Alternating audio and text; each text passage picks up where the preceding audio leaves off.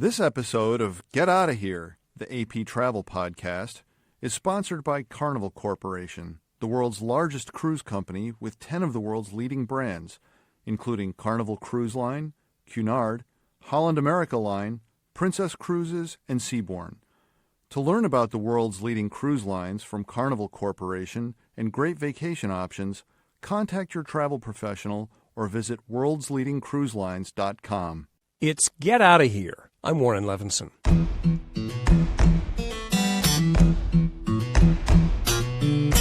When the Associated Press moved from its longtime headquarters in Rockefeller Plaza in 2004, a lot of us went kicking and screaming. We were moving from the center of everything to a neglected corner of midtown Manhattan, where our neighbors were largely gas stations, former factories, train yards, old warehouses, and parking lots. A lot of parking lots. Swatsnelt is what I called it, in acid imitation of the now glamorous acronyms SoHo and Tribeca, southwest of Times Square, northeast of the Lincoln Tunnel. That was then. The neighborhood started to turn with the roaring success of the High Line. An abandoned freight railway just to the south turned into a ribbon of park. Luxury towers started to sprout. Swatsnelt was turning into Tonafly, as in too nice for the likes of you. The AP decamped a couple of years ago. Then long-discussed plans to build decks over some of the city block-sized train yards came together, and Hudson Yards was born, a 28-acre collection of office, retail, and park space. There's a debate to be had over tax breaks given to developments aimed mainly at a well-heeled audience. We're not having that debate here. We're going to talk about what you find when you get there. First, the mall. If high-end shopping anchored by Neiman Marcus is for you, the mall at Hudson Yards is catnip, though frankly you can find some version of this in a lot of places. The first unique aspect of Hudson Yards is the vessel. They like to leave out the article and just call it vessel, which takes some getting used to. It's a 15-story open maze of stairways covered in metal meant to mimic polished copper, but it won't oxidize and turn green like the Statue of Liberty. You need a ticket to get in. The tickets are free, though you may have to wait for one.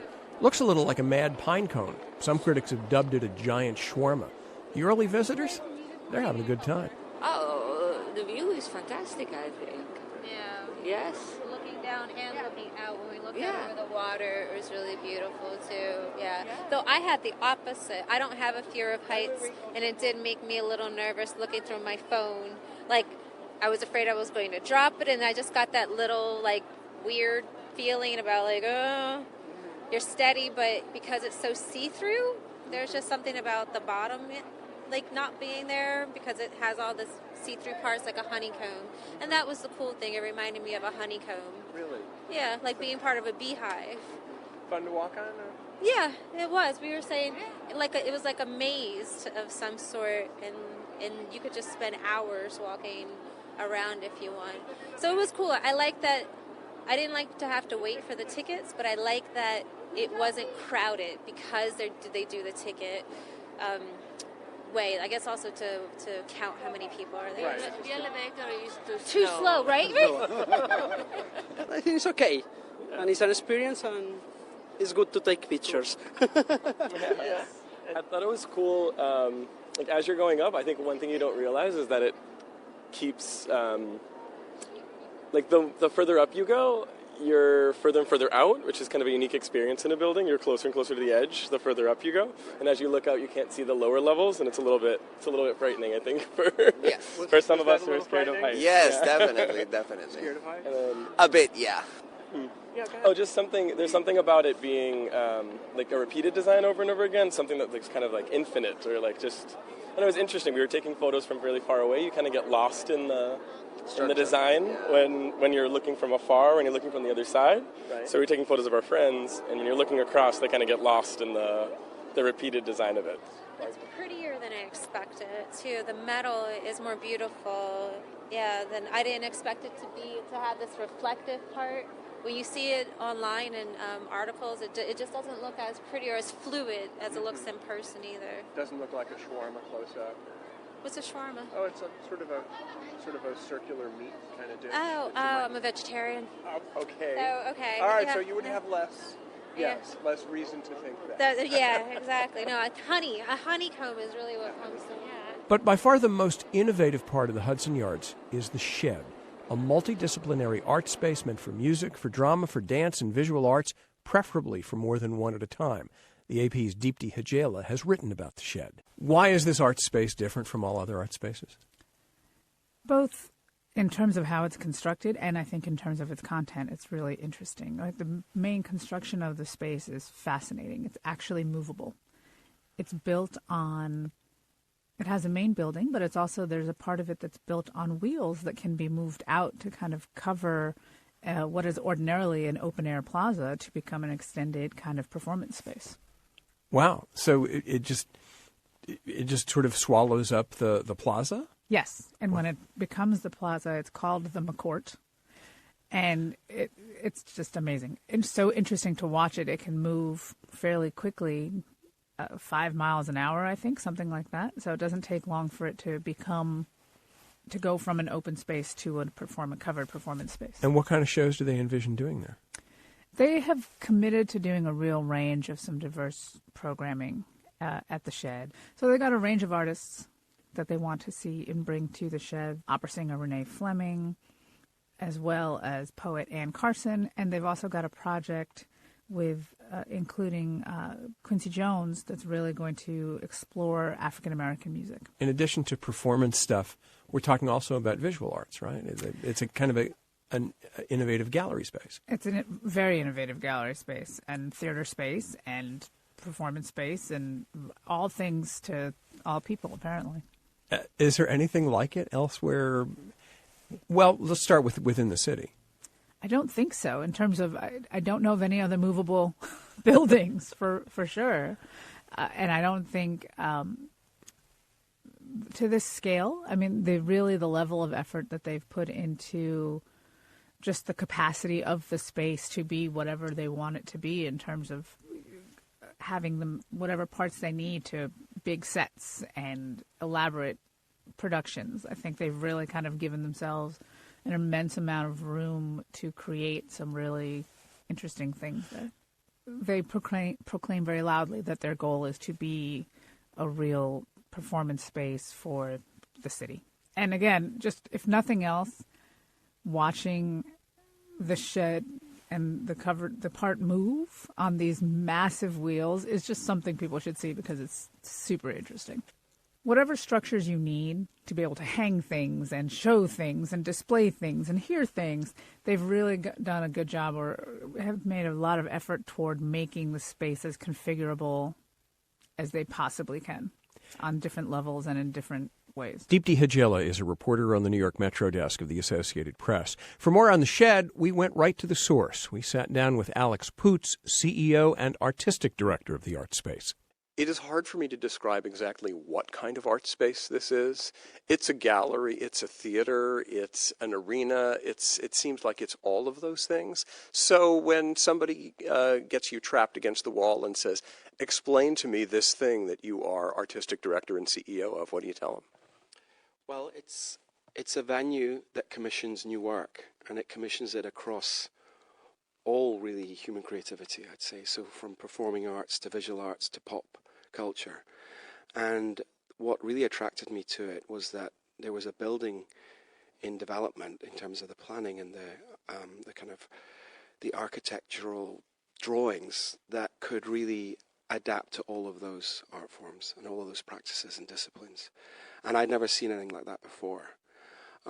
So when I was asked if I would be interested in applying, I said, look, how do you feel about commissioning? How do you feel about the idea of inviting great artists, whether they're at the start of their career or more established, to make new work across all those disciplines? Because if you have that array of work, then you have half a chance of welcoming a much wider array of public. And what do you come to? Where were you before this? What's your background to get to this? Yeah, how far back do you want to go? As far back as you want to go, I'm ready to go there. I mean, I started out studying music, both as a performer and a composer. And I never understood why, as a trumpet player, there was some greater valor in playing classical music than in playing pop music. As a kid in the early 80s, as a young teenager, it seemed that actually it depended how well you played them, not what you were playing necessarily. and how good the music was. And there is good music in the four corners of the world. You can't just say that there's better music in, kind of the kind of the European tradition that has grown up in the classical world that then, in a wonderful tradition, but why would a Schumann song be better than a Nina Simone song? I mean, I don't really get that. So it started really there that to me there was great music, whether it was pop, jazz, or classical. And I believed that passionately, even though I wasn't so aware of it as a kid. I just felt it rather than hadn't intellectualized it. And then I went to university and studied music and really fell in love with that idea. That became more real to me then, the idea that there was great art in many places. It wasn't just the bastion of one particular genre or place in the world. And the opportunity then arose. There was a festival in London called the Meltdown Festival, which really embodied that idea of democratization, I guess, of music. And from that, I set up a series at the Barbican Centre called Only Connect, which would invite artists to make new work. And from that, Nick Sirota asked me to do a series with him called Tate and Egg Live, which was at the Tate, Modern and Tate Britain. Right. And we worked with artists like Steve McQueen with Jesse Norman, Anish Kapoor with Arvo Pärt and Peter Sellers. And that led me to getting the job in Manchester as the founding director of the Manchester International Festival. And that's really where you get the first program across all disciplines coming together for a festival every 2 years. I mean, was that something that you thought, oh yeah, of course, mix arts together. We'll mix music of different types. We'll mix theater, we'll mix visual arts, or is that? Yeah, it was more that they would be shoulder to shoulder. If they wanted to mix, then fine. But that the parity across art forms would be equal. And that would be the starting point. And then, the second piece I made with Steve McQueen called Queen and Country was absolutely rigorously his piece he made on his own. It wasn't across fields or anything. We had as many commissions in Manchester that were single art form than interdisciplinary, I guess. But I think you follow the artist, and if an artist, to realize their idea, needs help from other disciplines, then, that's an invitation rather than instruction.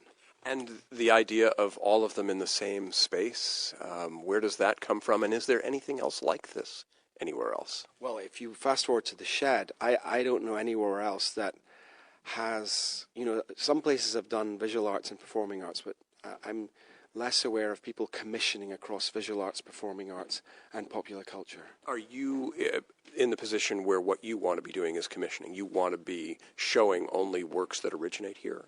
I want to be making works.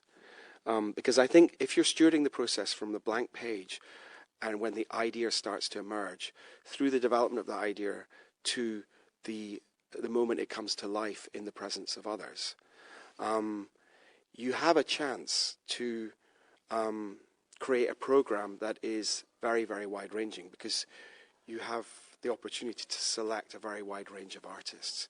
Otherwise, you're letting that choice is left to everyone else, and you're having to see, well, would someone make something with this kind of artist?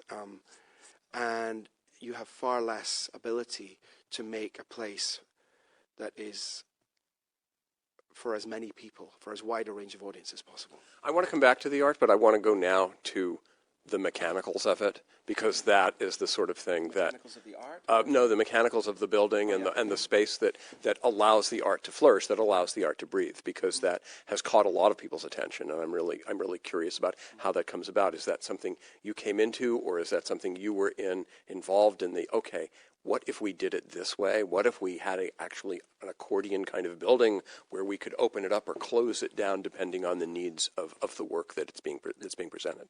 The genesis of the Shed's architecture and the DNA of that building really rests with our chairman, Dan Doktorov, and Liz Diller, the architect, who then also collaborated with David Rockwell, our co-architect.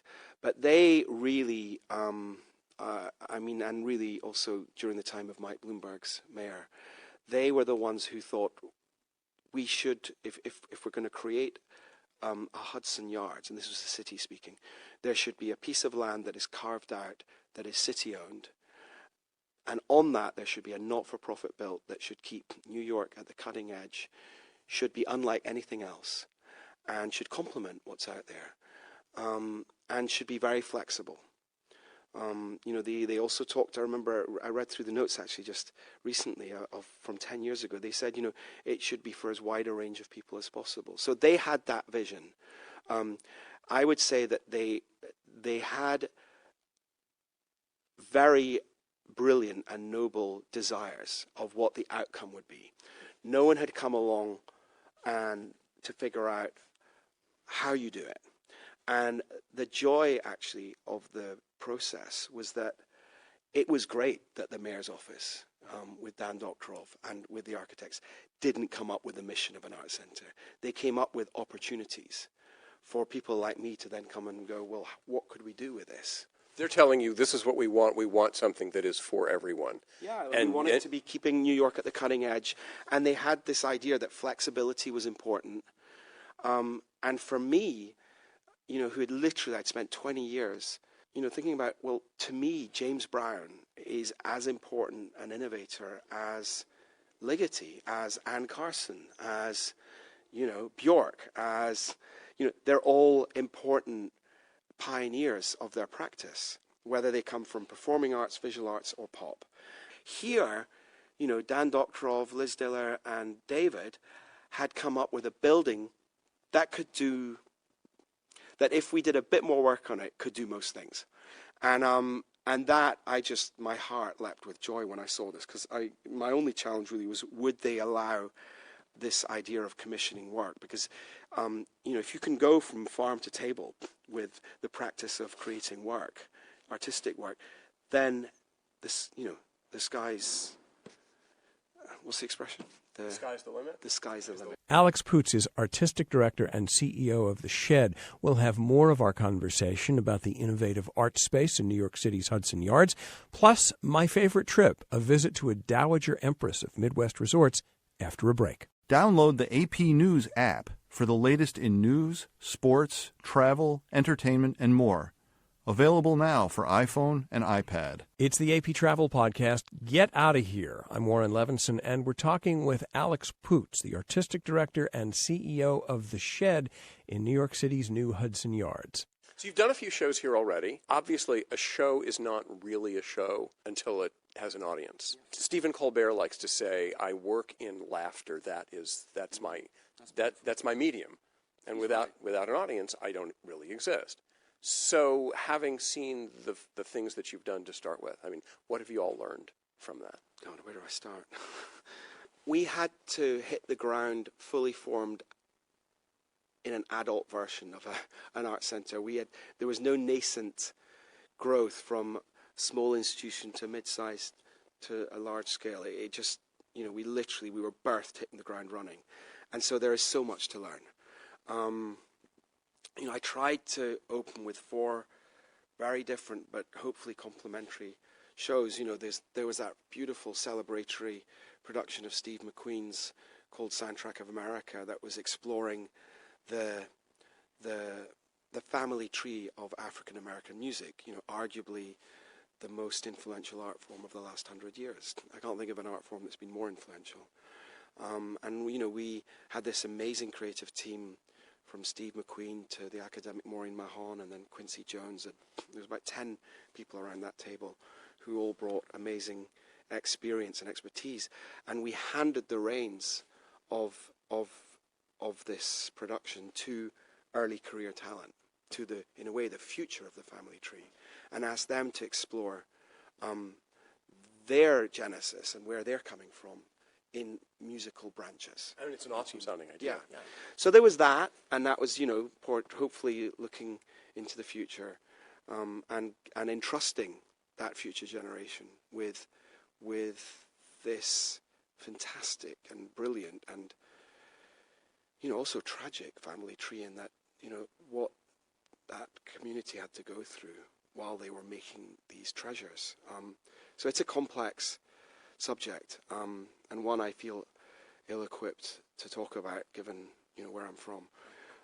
But there was that, and then juxtaposed with a piece by Tricia Donnelly, who doesn't like us talking about it, so I will choose my words carefully. But I think most people who I've spoken to who went and who took something from her beautiful exhibition, again, that was a tragedy, in that there were these dead trees reclining that had in part died from climate change, and they were in this gallery which had a slit cut through the wall with showing, one version of progress, these erect buildings. And so that juxtaposition of, life and death, with the soundtrack being Carmen by Leontine Price performing it, the great soprano, was a very beautiful but tragic piece and critical piece. And I think it's very important that the Shed, we're a commissioning centre. We need to be risk-taking, and we need to be for everyone. So we're not going to always do that in one show. So across the programme, there needs to be different entry points and different ways to achieve that. I know when I look at a show that I look back on in 10 years after I've seen it, I can't tell you whether I saw it, say, at the Belasco or the Morosco or the Fiasco or whatever. I just knew I saw Kiss Me Kate, or I saw A View from the Bridge or something. But here, I think you will think 10 years after somebody has seen something, they will definitely remember they came to the Shed for that. I mean, it might be also an unintended consequence of commissioning work, because, although many of our pieces are made to then travel, you can't but respond to some of the spaces. I know Tricia, her piece grew out of where we are. The piece we're doing right now with Bjork, that the height and the width of the space, the fact that there's no proscenium arch, has informed her approach to this premiere that is here for a month. Ditto the Steve McQueen Soundtrack of America piece. The Gerhard Richter with Steve Reich. He had models of the gallery from 2 years ago when he and Steve first met. Hans-Ulrich Obrist, the great curator and artistic director, is my partner on many of the shows, artistic creative partner. And he and I spent 5 years on that show, initially bringing Arvo Pärt and Gerhard together, who made work for each other. And then 2.5 years ago, we introduced Gerhard and Steve Reich, pretty much for the first time. I think they'd met backstage once, but they'd never worked together. And they spent 1.5 years making this piece together. And these things are... It's great that the audience can come and experience them and witness them. But so often these works will take years to develop.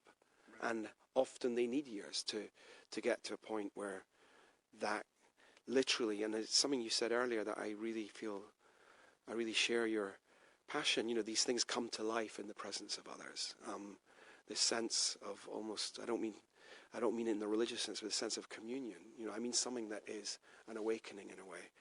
And that's why we were so keen that with those works with Arvo Pärt and Gerhard Richter, and then Steve Reich and Gerhard Richter, that the music would be performed live. And so we have a situation here where 4 times a day, 6 days a week for, I think, 7 weeks, I think across that we have 200 performances where you enter this hour-long production, which is where the music and the audience awaken the artworks in a way. You want to be for everybody, but is there a feeling or a fear of being too avant-garde for being for everybody? Yeah, I think if you look at individual shows, some will be very avant-garde, others will be, in our Prelude we had Azalea Banks, who's a wonderful local hip-hop artist. And, I think what we need to do is not try and do everything in one show. Otherwise it becomes this kind of homogenized soup. But across the year, we need to look at what we're doing and imagine, is that representative? So, we go from our flex dancers, our street dancers, to and these early career African American musicians, which was, has a wide-ranging audience, to something, you're right, which is more, rarefied in a good sense of the word, where it's, something like, I get it, Steve Reich, Gerhard Richter they are two people at the top of their career in the fine arts. That Steve Reich is the person who influences Kraftwerk, and that influences pop. For anyone who likes pop music and who knows about pop music, well, there's the grand master of, because if you think of the trajectory of Steve Reich, Kraftwerk, well, Kraftwerk just has so many children. And so we can, there's a lot of pop aficionados who know that, and so they're coming. So there's I try and make choices with my colleagues who are also curating, whether it's Tamara McCaw or Emma Enderby or Hans-Ulrich Obrist, to make choices that within a season there are many doorways and windows for different audiences to look through. Let's talk a little bit about your relationship with Hudson Yards. When I set this up and explained that this was going to be part of a Hudson Yards show, the publicists were at pains to say, well, we're not actually part of Hudson Yards. Well, they're our neighbor. I mean, exactly. And, to the public, we are part of Hudson Yards. Exactly. So let's not kid ourselves. Exactly. So, and to be fair, and I don't know, you don't know how these things work out, but I saw a real opportunity. We are in a world, particularly in this country, where we're in a capitalist world, for all the good and all the challenges that brings. But I saw an opportunity. There was a situation led by a lot of business leaders who wanted to make this new neighborhood good. And the mayor, Bloomberg, and the Mayor de Blasio and Dan Doktorov had insisted that to do that, there had to be on city land a not-for-profit cultural center. Not only that, but those, business pioneers, for want of a better term, created a situation where it would be the right thing for these businesses moving in to invest in their local art center. And so they created a climate, a kind of an economic climate here in Hudson Yards where we would benefit from investment. And I saw that as an opportunity. I don't know where else you get money to invest in artists on this scale. Right. More than half of the money we've received is from private individuals who have never invested in the arts. So we are also creating new streams of money for arts. We're not, we've been very careful to try not to go to very existing, established other streams of income. So, we're doing our best. Will there be things we haven't done quite right? I'm sure there will be. Of course. Yeah. Everybody makes mistakes. Yeah. But here's what I'm curious about is... And nothing's perfect. Right. What I'm curious about is here you want to be. You are a place for everybody. And yet, the early reviews on this place, and it's way too soon to say this will be Hudson Yards. The early reviews on Hudson Yards are that it feels like a kind of billionaire's playground. And Has anyone done any research on I think in the first 3 weeks, 1 million people came to Hudson Yards. Mm-hmm. And I'm just wondering if I looked around, it didn't look like the 0.1% to me. And what's interesting is that the Shed is the Robin Hood of the neighborhood that everyone wants. All my neighbors here want the Shed. They are actively investing millions in the Shed because they think it's a good idea. But I don't ever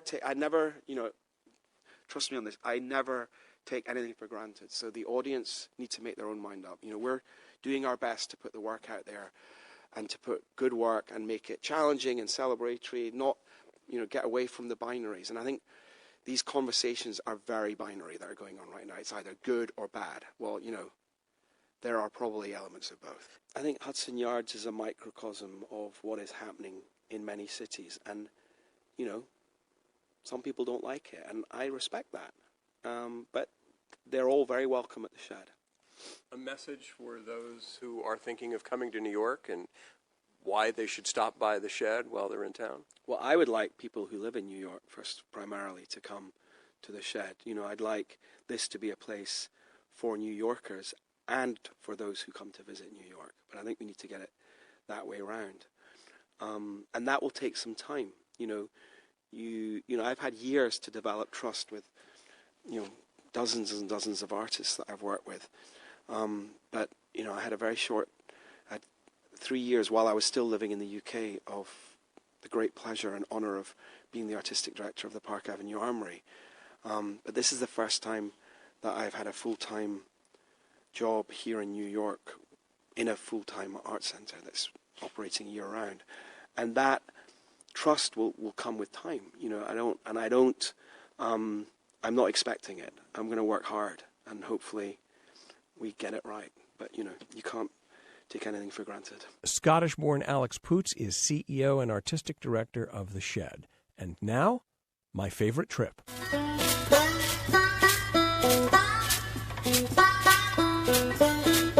You may remember that our last show was about the rediscovery of sites mentioned in the Green Book, the mid-20th century guide for African-American travelers trying to negotiate the road in legally segregated America. Yoruba Richin, a professor of journalism in the Graduate School of the City University of New York, made a documentary called The Green Book Guide to Freedom, and we caught up with her to talk for a minute about her travels in making the film. What stands out in terms of where we traveled to make the film is really kind of what I knew when I started the Green Book research, that, these places were all over the country, not just the South, that were listed, these businesses that were listed in the Green Book. And one of the places that was most memorable is Idlewild, which still exists, and it was an African-American resort in northwest Michigan. And at one point, it was the biggest resort in the Midwest. And it was a real safe haven for African Americans to come and have recreation and leisure in the midst of, a segregated country. And in watching your description of Idlewild, I mean, the thing that you're struck by when you talk about Green Book locations is how they barely exist anymore and some don't exist anymore, and yet this one does, and it looked wonderful. Yeah, it's really fabulous, and they, it's been going since it started being developed in 1912, and its families have been there for generations.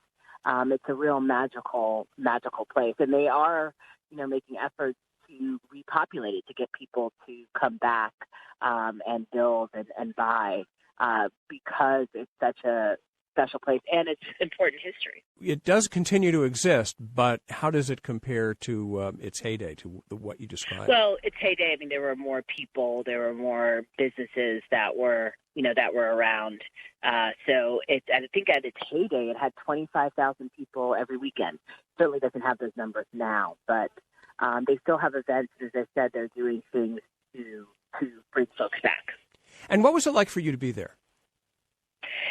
Well, it was amazing. I had never been there before. I actually had heard of Idlewild before I started the Green Book film. So it was it was really great to be able to go. And people were enthusiastic to talk to us and tell us the story of the community. Was it sad to be there at all? The people saying things like, "Well, this place is okay, but it used to be really great." No, it wasn't sad. I think the pride that is there, the pride that people have in their community, is really strong. And there's been newer people who've come and bought places and bought houses and are making efforts. I think that's where the focus is, making efforts to bring it, to revitalize it. Idlewild has a really strong, obviously, African-American background. Is this a multiracial effort now to bring it back, or at least to improve it, or recall the glory days? No, I mean, Idlewild is pretty. There are neighboring communities that are more mixed, but Idlewild is pretty. From what I saw and understand, it's pretty much the African-American community that's doing it.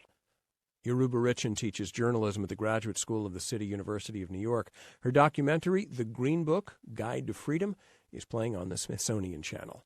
And that's our show. Get Outta Here is a production of the Associated Press under the supervision of Nikessa Moody and Peter Costanzo. I'm Warren Levinson. We'll see you next time.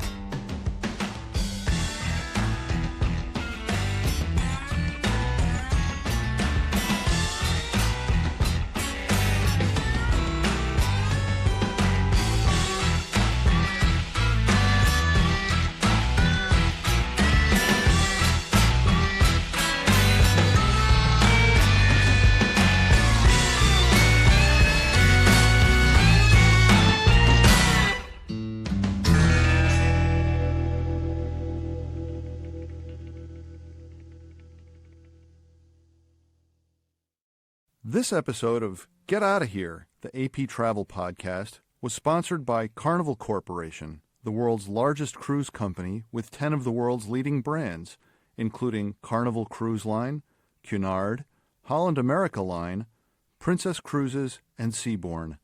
To learn about the world's leading cruise lines from Carnival Corporation and great vacation options, contact your travel professional or visit worldsleadingcruiselines.com.